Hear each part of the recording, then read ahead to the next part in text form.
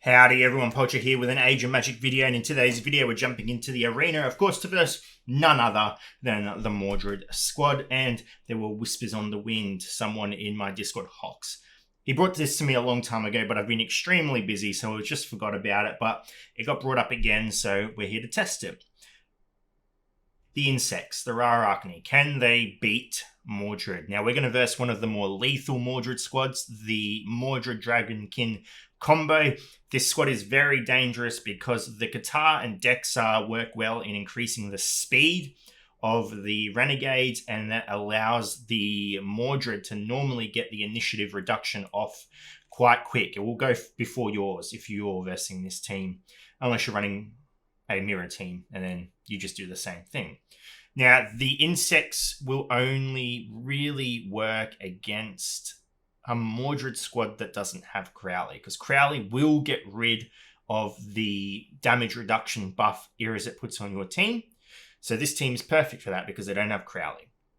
I have only tested it against this team, and they do win. We'll be versing the Mordred squad with two different variants of the insects. We've got the full damage team and then the more support laid back team. So the full damage team got Tahit, Raspit, and Riser, whereas the support team has the Tahit and the Kashat and Akrashat as well. So what I like about that team though is the Akrashat does have the stun. So we'll go over the battle. I'll show you what you need to do, and yeah, we'll go from there. So jumping into battle, we get the AoE from the enemy Lion Go. We're going to go ahead and cast our Glory of the Swarm because we want that defense up. We still take a lot of damage though, and it gets removed by Dexa. But remember, all in all, we are going to be able to get a cocoon. So we're going to go ahead and put the poison on Lion Go because he will taunt, and I do not want to trigger that Rogue Mark, because Rogue is going to be able to... There we go, we got the cocoon. That's fine. Okay, so what we're going to get is Riser coming through and triggering that mark, and that's essentially going to kill the Lion Go. I mean, we're going to kill him beforehand anyway, so that's fine. And we're going to come ahead and wipe him out. Beautiful. From here, we are going to hide our Riser so we can get a bit more damage out, and we're going to start healing up our Hylia. Beautiful. They do reset our initiative. We had a bit of counter attack here. They're going to go for Tahit. That's fine. We are going to go for Dexa next. If we take out Dexa, then the Katar is going to have 0 ability to dodge. So we take out the Dexa, and then we can heal again. And luckily for us, they're not going for the Egg Hylia. And then now remember, every time we're getting hit as well, we're getting a damage increase, or that Hylia is very close to being killed. Honestly, there's also the option to break Hylia out of her cocoon, egg cocoon, allowing her to go back into cocoon state when she is killed again. So we're going to go ahead and just take out. So let's break her out. And then... Actually, I do want to test. I almost don't want to kill him. We've won this. We would heal here. But what I'm going to do instead is just auto attack. And hopefully he comes ahead and kills Hylia.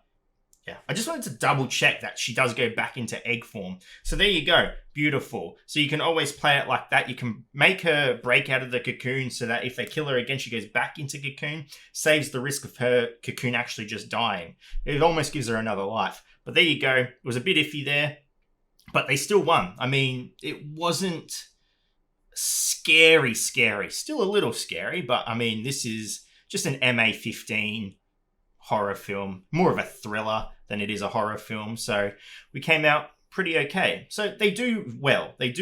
You've just got to make sure that you're going for the right targets.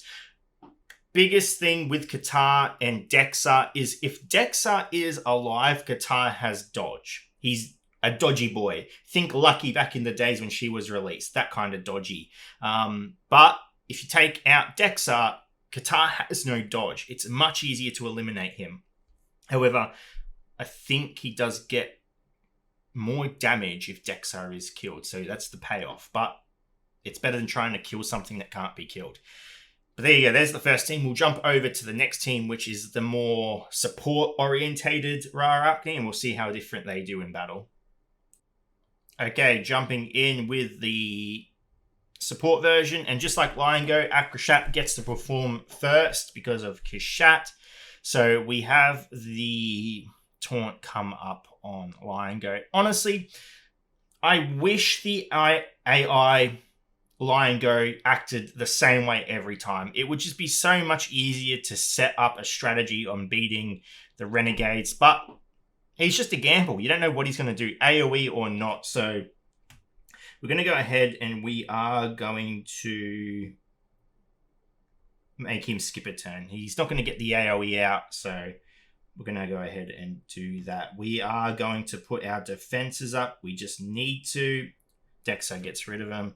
That's fine. And our only option here is to attack the Lion Go. So we're going to go ahead and do that. Now remember, every time we get hit, we get more damage coming out. And as you can see, we just do a lot of damage there. We're going to go ahead and use Rarachni Taboo, increases the armor of all allied tanks and forbids enemies from attacking allies. Okay, so we put a taunt up on the tank. We're going to go ahead and get rid of the taunt, and then we're going to move straight over to the Morrigan. If we can remove the Morrigan, it's a big win for us. It's a lot of damage that comes out of Morrigan, and she gets hidden, I'm pretty sure, there, doesn't she? Yeah, okay. That's fine. That's fine, that's fine, that's fine. Lots of damage coming out on the Retaliate.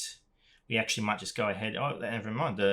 We lose the Hylia. So that's real bad. But look at all that damage back, and we've taken out 2 characters already. So we are going to go ahead and take out the Dexa and then allow us to hit that Qatar. And should be an easy win. Like, as you can see, the characters that are just getting hit on the side by AoE abilities, their damage ramps up and they end up doing a lot back. So yeah, there you go. All right, we're going to go ahead and take out the Dexa now, and then we've got nothing left but the Qatar. We lost the Hylia, but still a pretty solid victory. They do quite well. Now, remember, this is simply because they do not have Crowley on the enemy team, and the Crowley can't just purge all the buffs on your heroes. The only reason the Renegades even stand a chance is because the Irizit gives them the defensive, or the max damage defensive on all of them, which makes a huge difference. If they didn't have that, all those characters would die. That Morrigan would just kill them all so quickly. So quickly. Dexa and Qatar as well would just wipe through them like a hot knife in butter. So yeah, there's an option for you. The reason we're showing you this as well is because in tournament, if you do come up against this team, you can use the Rarachni and help yourself get those bonus points, pushing you a little bit higher up on that leaderboard. Remember, using heroes you don't normally use is bonus points, so don't forget that. So there you go, Rarachni still holding their own. They're a great team. I think the bugs are people's favorites, so being able to use them against such a powerful meta comp is always a good thing. Anyway, ladies and gentlemen, thank you so much for watching. If you have any questions, feel free to leave a comment below. I will answer it to the best of my ability and wherever you're around the world. Until next time, please take care of yourself.